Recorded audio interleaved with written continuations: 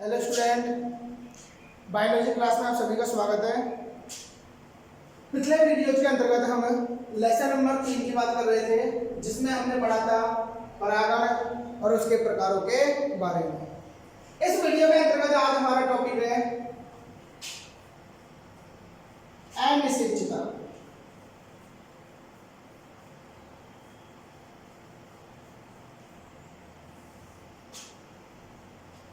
इसे कहते हैं इनकॉम्पेटिबिलिटी।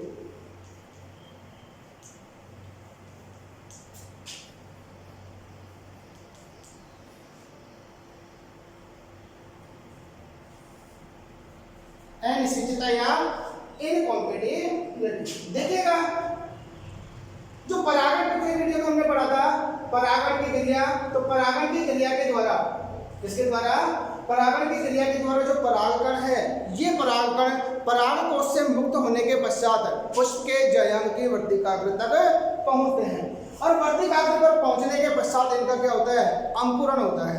क्या होता है? अंकुरण होता है। अब ये जो परागकण है, ये परागकण यदि स्वजाति का होगा तो इसका अंकुरण होगा, और अंकुरण के पश्चात परागनली का निर्माण होगा, और यह परागनली जो नर युग्मक है, उन नर युग्मकों को लेकर अंडाशय तक पहुंचती है, और अंडाशय तक पहुंचने के पश्चात यह बीजाणु में प्रवेश करके उन नर युग्मकों को जो भ्रूण कोश है, उस भ्रूण कोश में स्वतंत्र कर देती है। तो हम यहाँ देखते हैं अनिश्चितता के बारे में। यदि हम इसकी परिभाषा देखें तो अनिश्चितता की परिभाषा है जब पूर्णतया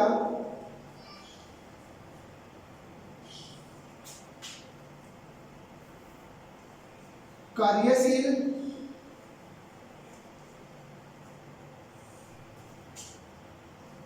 जननक्षम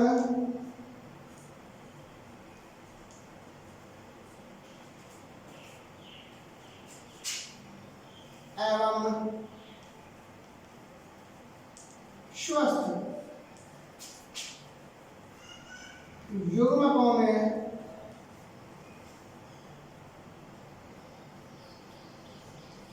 निषेचन नहीं होता है।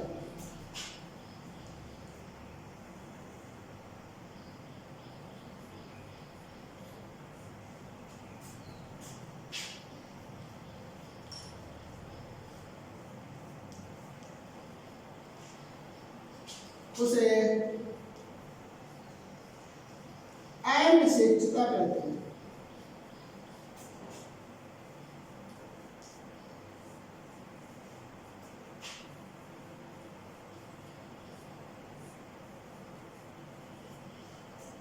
तथा इस प्रकार के युग्मक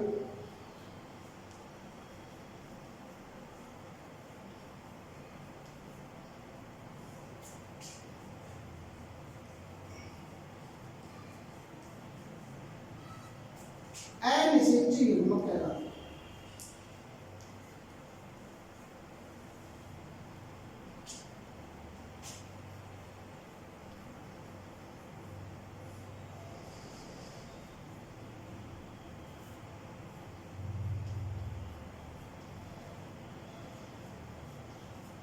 देखो, अनिश्चितता की परिभाषा हो जाएगी जब पूर्णतया कार्यशील युग्मक कैसे हैं? पूर्णतया कार्यशील है, जननक्षम है, एवं युग्मक कैसे हैं? स्वस्थ। तो जब पूर्णतया कार्यशील, जननक्षम एवं स्वस्थ युग्मकों में निषेचन नहीं होता है तो उसे क्या कहते हैं? अनिश्चितता कहते हैं। तथा इस प्रकार के कार्यशील, जननक्षम और स्वस्थ युग्मक जिनमें निषेचन नहीं होता, उन युग्मकों को कहा जाता है अनिश्चित युग्मक। क्या कहते हैं उनको? अनिश्चित युग्मक कहते हैं। क्योंकि जब निषेचन होता है तो जो युग्मक है, उन युग्मकों का कार्यशील होना आवश्यक है, जननक्षम होना आवश्यक है, और उनका स्वस्थ होना आवश्यक है, तभी युग्मक जो है आपस में संलयित होते हैं, अर्थात निषेचन कर पाते हैं।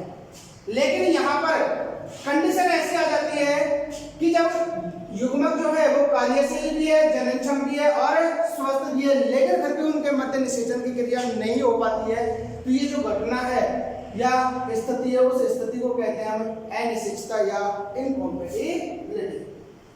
और इस प्रकार के जो युग्मक को कहलाते हैं अनिश्चित युग्मक। अब अनिश्चितता का कारण क्या है? तो जो अनिश्चितता है, यह अनिश्चितता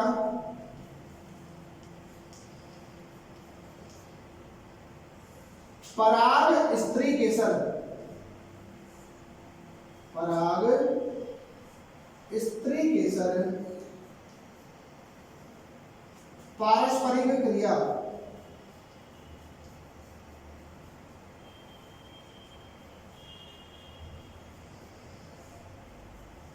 के फलस्वरूप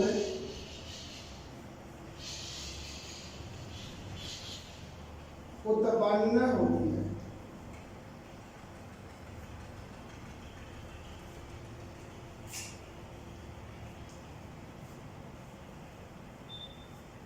अनिश्चितता जो है किसके फलस्वरूप उत्पन्न होती है? पराग स्त्री केसर पारस्परिक क्रिया के फलस्वरूप। क्योंकि जो परागकण है, ये परागकण परागण क्रिया के द्वारा पुष्प के जयंती वर्तिकाग्र पर पहुंचता है।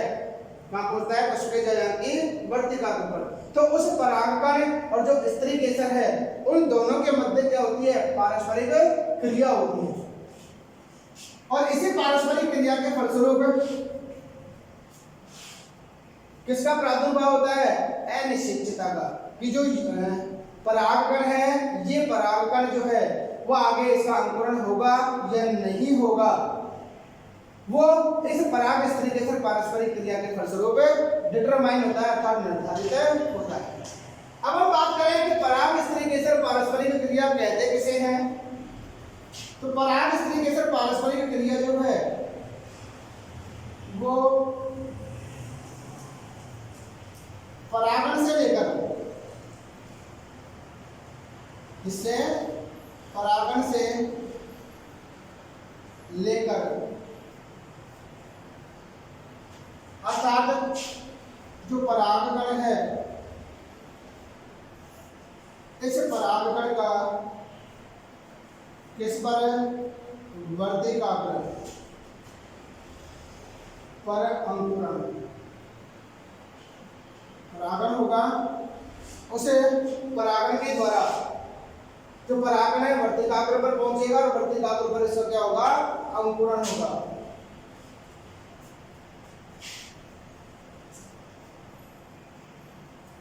तो परागकण का वर्तिकाग्र पर अंकुरण से लेकर जो पराग नली है, इस पराग नली के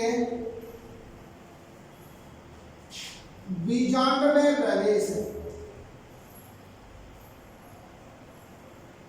बीजांड में प्रवेश तक की समस्त घटनाएं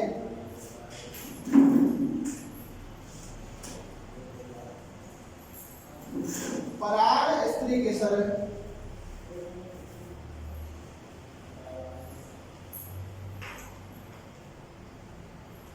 पारस्परिक क्रिया कहलाती है।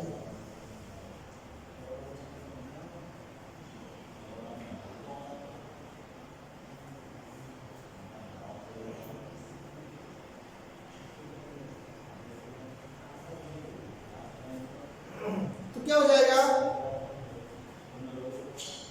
परागण से लेकर, अर्थात जो परागकण है, जो परागकण का वर्तिकाग्र पर अंकुरण से लेकर जो पराग नली है, जो पराग नली के किसमें प्रवेश?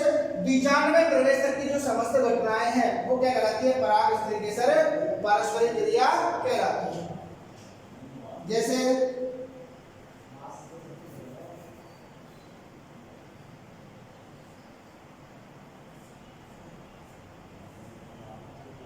ये परागकण है, ये परागण क्रिया के द्वारा कहाँ आया? वर्तिकाग्र पर। कहाँ आया? वर्तिकाग्र पर। और वर्तिकाग्र पर आने के पश्चात ये जो परागकण है, इस वर्तिकाग्र की कोशिकाओं से रेजिन, लिपिड, बोरोन, जल इत्यादि ग्रहण कर लेता है। ग्रहण करने के पश्चात इसका अंकुरण होता है और अंकुरण के द्वारा पराग नलिका का निर्माण होता है। इसका निर्माण होता है पराग नलिका। ये जो पराग नलिका है, इस वर्तिका से होती हुई अंडाशय में प्रवेश करती है और अंडाशय में क्या लगे होते हैं? बीजांड अलग होते हैं बीजाणु।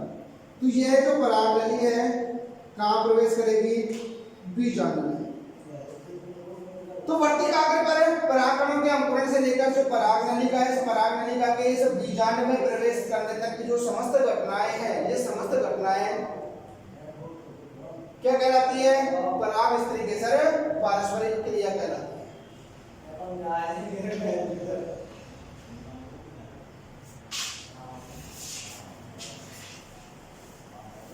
अब देखो जो अनिश्चितता है, यह अनिश्चितता दो प्रकार की होती है, यानी कि अनिश्चितता के प्रकार।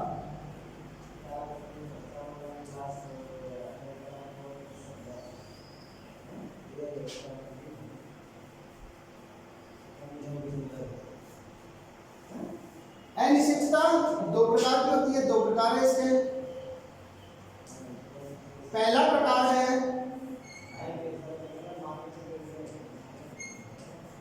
अंतरा प्रजातीय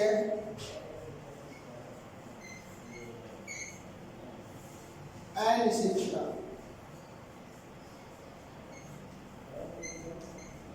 अंतरा प्रजातीय अनिश्चितता यानी इंटर स्पेसिफिक इनकॉम्पेटिबिलिटी। देखो अंतरा जातीय का मतलब दो अलग अलग जातियों में। तो यहाँ पर जो स्व अनिश्चितता उत्पन्न होगी वो एक ही वंश की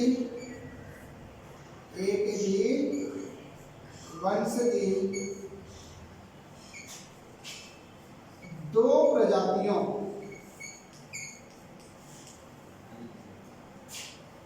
के पादपों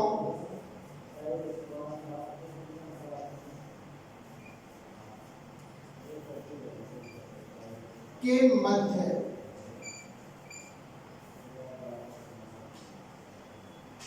उत्पन्न होती है।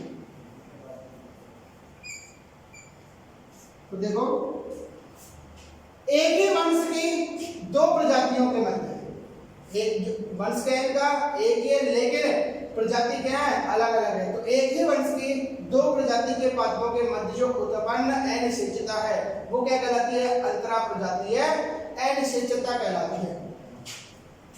जैसे बात करें हम फॉर एग्जाम्पल, जैसे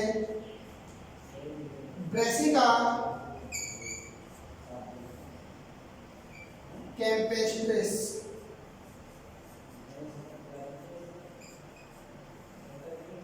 ब्रेसिका कैम्पेस्ट्रिस, और जो दूसरा जो प्रजाति होगी वो ब्रेसिका रापा। ब्रेसिका कैम्पेस्ट्रिस का मतलब होता है सरसों,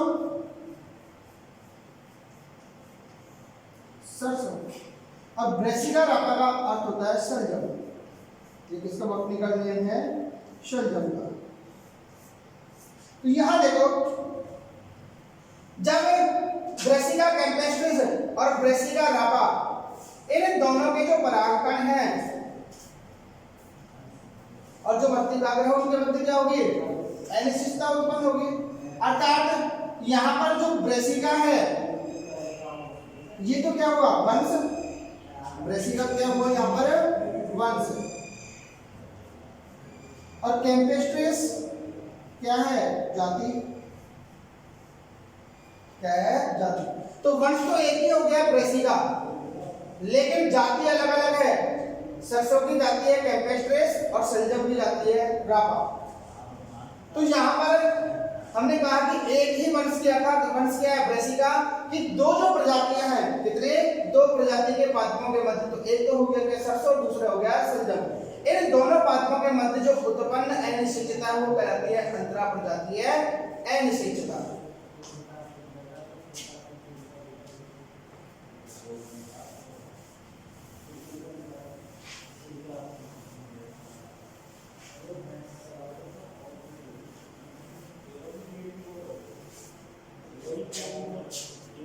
दूसरे प्रकार की अनिश्चितता है आंतर प्रजातीय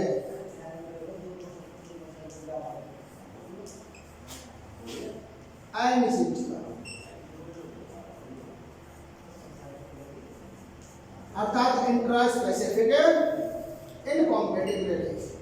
देखो आंतर प्रजातीय, आंतर का अर्थ होता है इंट्रा, और इंट्रा का मतलब एक ही प्रजाति के दो पादपों के मध्य। तो इस प्रकार की जो अनिश्चितता है वो एक ही प्रजाति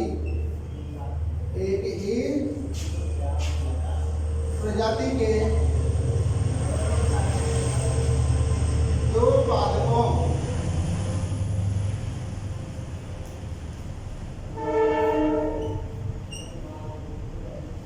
के मध्य उत्पन्न होती है। तो एक ही प्रजाति के दो पादपों के मध्य जो उत्पन्न अनिश्चितता है, ये अनिश्चितता क्या कहलाती है? आंतर प्रजातीय अनिश्चितता कहलाती है। अब देखो जो आंतर प्रजातीय अनिश्चितता है, इसे स्व अनिश्चितता, इसे स्व अनिश्चितता या स्वबंधितता,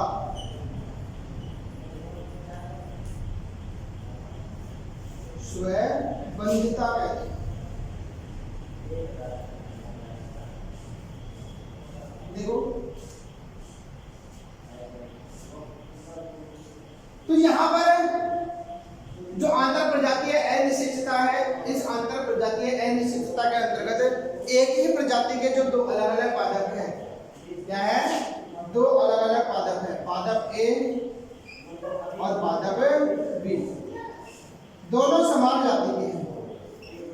तो पादप ए के जो परागकण हैं,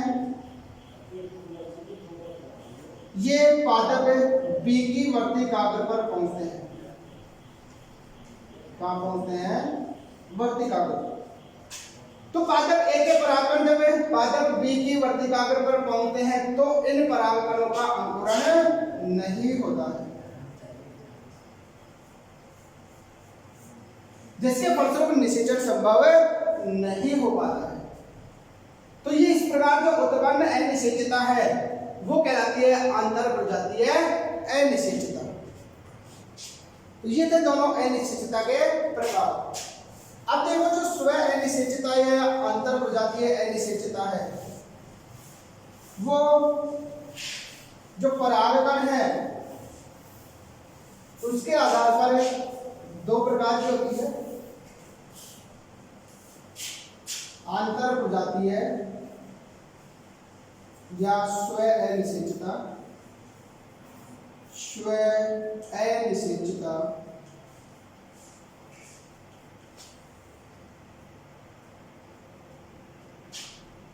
परागकणों की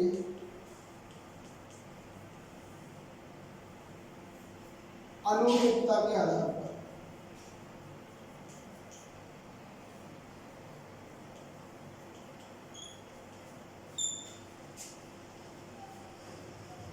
दो प्रकार की, तो स्व अनिश्चितता है उसके कितने प्रकार हो गए? दो प्रकार हो गए। पहला है युग्मकोद्भिद,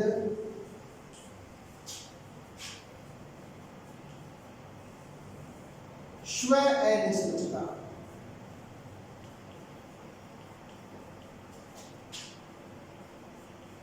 युग्मकोद्भिद स्व अनिश्चितता, ये इसे कहते हैं गैमेटोफिटिक सेल्फ इनकॉम्पेटिबिलिटी। क्या बोलते हैं इसको? गैमेटोफिटिक सेल्फ इनकॉम्पेटिबिलिटी, अर्थात युग्मकोद्भिद स्व अनिश्चितता। देखो जब स्व अनिश्चितता का निर्धारण, जब स्व अनिश्चितता का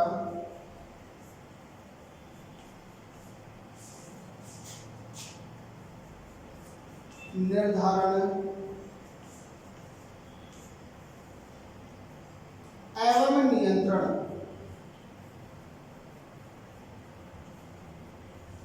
निर्धारण एवं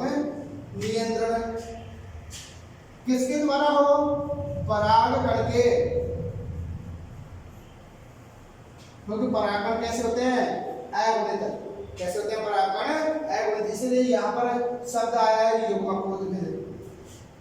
तो जब स्व अनिश्चितता का निर्धारण एवं नियंत्रण परागकण के जीन प्रारूप द्वारा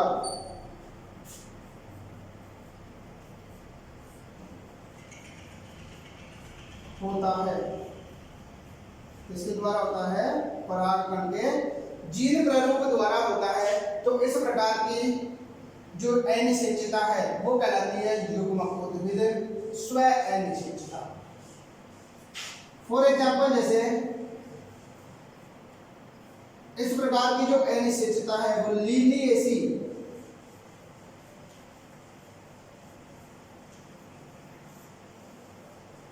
कुल के सदस्यों में पाई जाती है।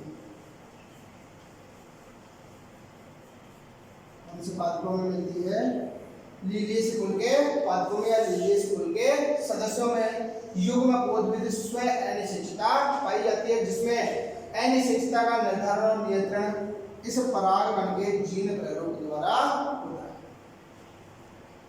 और दूसरे प्रकार की स्व अनिश्चितता है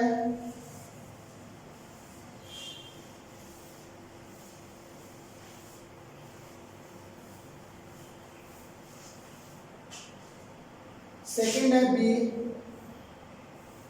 बीजाणुद्भिद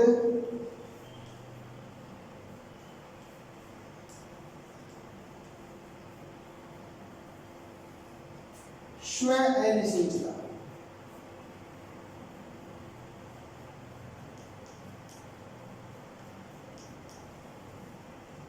इसको बोलते हैं sporophytic self incompatibility, SSI। Sporophytic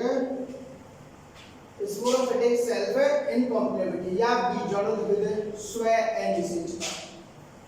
देखो, इस प्रकार की जो स्व अनिश्चितता है, जब स्व अनिश्चितता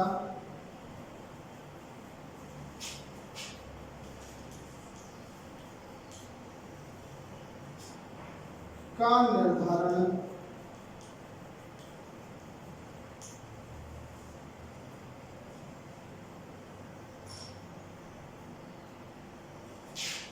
पादप के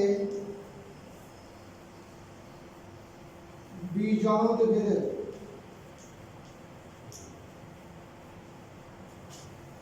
ऊतक। अब बीजाणुद्भिद ऊतक कैसा होगा, द्विगुणित होगा। कैसा होगा, द्विगुणित होगा, इसीलिए यहां शब्द आया है बीजाणुद्भिद। तो बीजाणुद्भिद ऊतक, कौन सा बीजाणुद्भिद ऊतक, जो कि परागकणों को निर्मित करता है, परागकणों का निर्माण करने वाला। और हमने पिछले वीडियो में बात की थी कि जो परागकणों का निर्माण है वो किसके द्वारा होता है, बीजाणुजन्य ऊतक के द्वारा होता है। परागकणों का निर्माण किसके द्वारा होगा, बीजाणुजन्य ऊतक के द्वारा होगा। तो यहाँ पर जो स्व अनिश्चितता है उसका निर्धारण एवं नियंत्रण किसके द्वारा हो रहा है, पादप के बीजाणुद्भिद ऊतक। कौन सा बीजाणुद्भिद ऊतक, परागकणों का निर्माण करने वाला के द्वारा होता है। तो इस प्रकार की जो स्व अनिश्चितता वो कहलाती है बीजाणुद्भिद स्व अनिश्चितता। और इस प्रकार की जो स्व अनिश्चितता है वो एस्टेरेसी कुल के सदस्यों में पाई जाती है।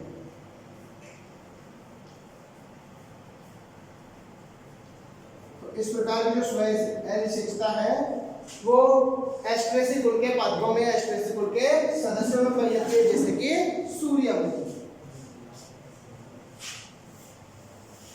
ये थे स्व अनिश्चितता के प्रकार। अब हम कहते हैं स्व अनिश्चितता के क्या क्या परिणाम, अनिश्चितता के क्या क्या परिणाम हो सकते हैं।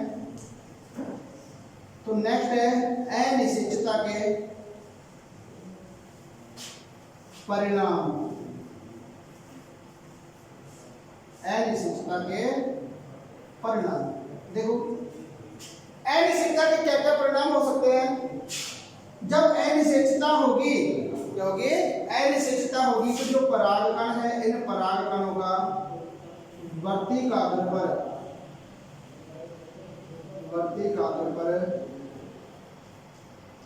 परागकणों का अंकुरण नहीं होगा।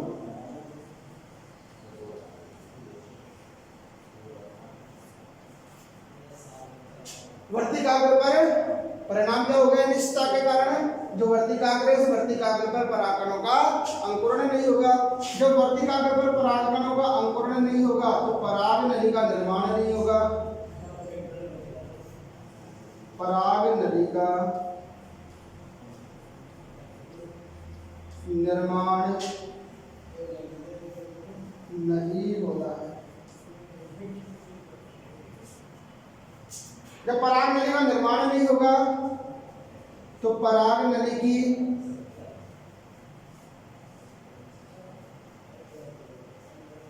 वर्तिका में वृद्धि नहीं होगी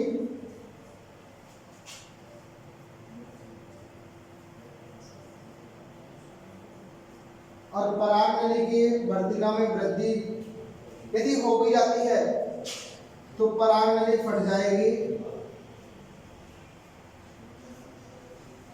अंकुरण हो गया पहला और पराग नली की वर्तिका में वृद्धि हो गई तो आगे जाकर पराग नली फट जाएगी। तो अनिश्चितता के परिणाम स्वरूप जो पराग नली है वो फट जाती है। जब पराग नली फट जाएगी या पराग नली की वर्तिका में वृद्धि नहीं होगी तो जो पराग नली है उसका बीजांड में प्रवेश नहीं होगा।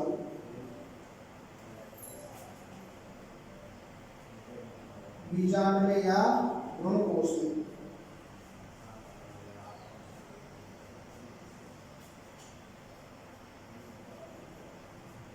भ्रूणकोश में प्रवेश नहीं होगा। तो अनिश्चितता के परिणाम स्वरूप जो पराग नली है, इस पराग नली का बीजांड में या भ्रूणकोश में प्रवेश नहीं होगा और जब भ्रूणकोश में प्रवेश नहीं होगा तो निषेचन भी नहीं होगा। तो निषेचता के परिणाम स्वरूप निषेचन भी नहीं होगा। और यही हमने परिभाषा में बताया था कि जब पूर्णतया कार्यशील है, जननक्षम है और स्वस्थ जो युग्मक है, उन स्वस्थ युग्मकों में निषेचन नहीं हो पाना क्या कहलाता है? अनिश्चितता कहलाता है। तो ये था अनिश्चितता के परिणाम।